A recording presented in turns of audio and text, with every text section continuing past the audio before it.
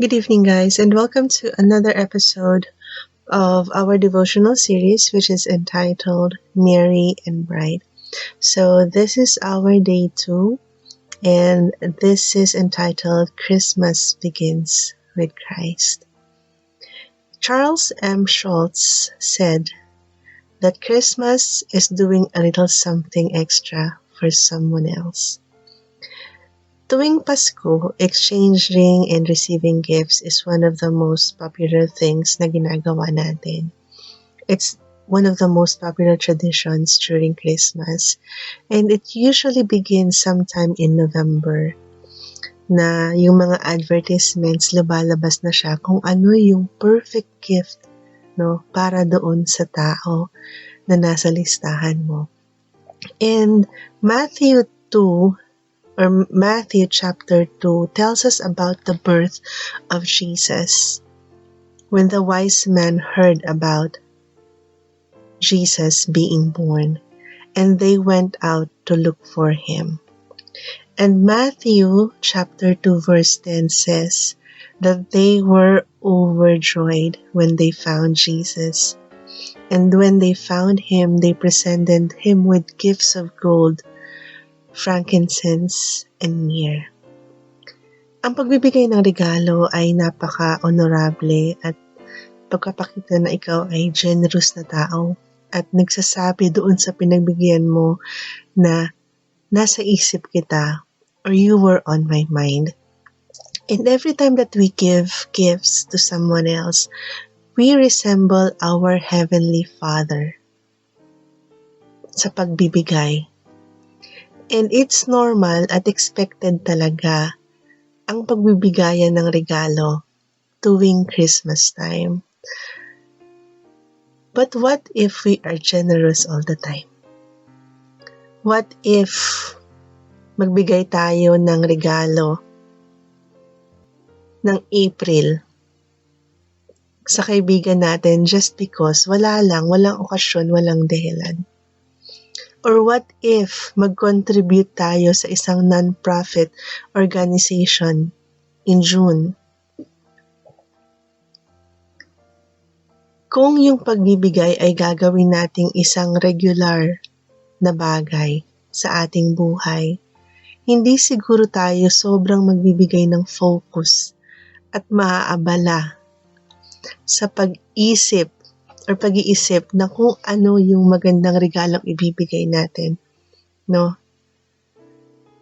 Doon sa isang buwan na every time na dumarating sa isang taon, yung buwan na yun, yung buwan ng December.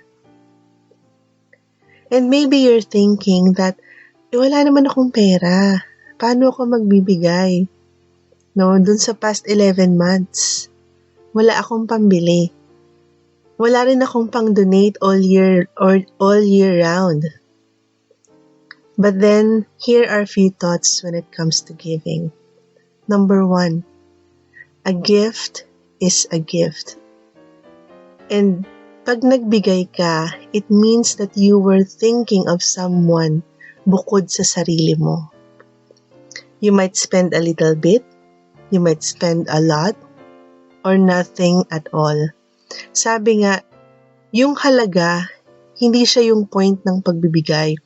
It is the thought. Kaya nga sabi nila, it is the thought that counts. Hindi yung halaga ng regalong ibinigay mo. So all you need to do is to be creative in all things that you want to give to someone. At huwag ka nang mag-antay ng December. Number 2, give beyond a gift. Being generous isn't about giving a physical gift na nabibili natin sa tindahan, na no-order natin online. It is about offering something to bless someone else. An act of service or kind words na ibibigay natin sa isang tao. These are great ways to give. And number 3, every little bit helps. And kadalasan nag-aantay tayo hanggang dun sa final 2 months of the year, yung November at December. Saka pa lang tayo, no, mag-iisip or mag-aabala sa kung ano ibibigay natin. But we can change that. And we can become good at giving during the other 11 months. Hindi lang tuwing Pasko. So maybe you can give a little bit each month to a non-profit organization that you love. Or you can buy few groceries sa isang pamilyang nangangailangan. And any amount will make a difference. Wala namang magsasabi sa'yo na ang konti naman ang binigay mo or ang dami naman ang binigay mo. Kasi kahit anong tulong ay tulong. In life, it gives us a lot of opportunities to give and be a blessing to someone else. Whether tumutulong ka sa isang single mom para sa damit ng mga anak niya or para sa pagpapagatas niya, or nagdo-donate ka sa isang non-profit organization na tumutulong sa tao or sa mga hayop. Or by making someone's day with a simple gift. Kahit yung kind words sa isang tao. And when we do these things, we get to imitate our Heavenly Father by being a gift giver. Ang sabi nga, napakalumang kasabihan na to, no? That it is better to give than to receive. And I want you to think about this question. Do you consider yourself as a generous person tuwing Pasko? And how about the rest of the year? How about those past 11 months? And let us end this video with a Bible verse from Matthew chapter 2, verses 1 to 11. Now when Jesus was born in Bethlehem of Judea in the days of Herod the king, behold, wise men from east came to Jerusalem, saying, Where is he that is born King of the Jews? For we saw his star in the east, and are come to worship him. And when Herod the king heard it, he was troubled, and all Jerusalem with him. And gathering together all the chief priests and scribes of the people, he inquired of them where the Christ should be born.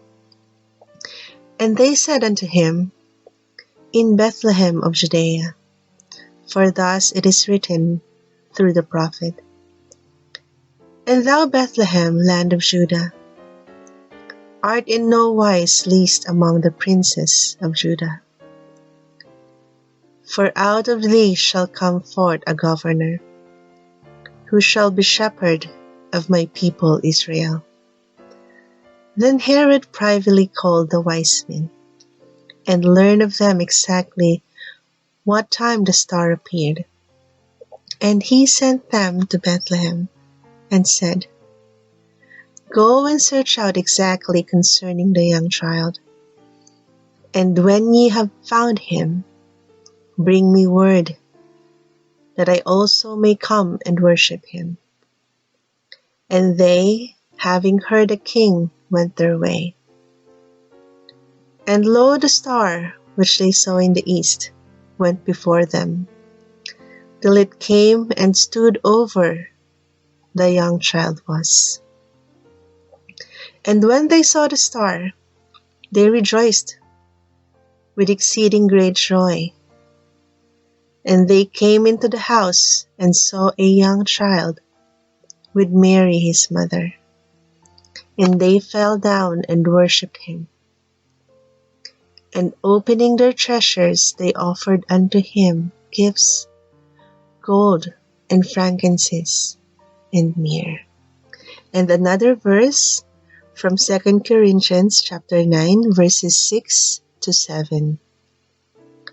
But this I say, he that soweth sparingly shall reap also sparingly, and he that soweth bountifully shall reap also bountifully.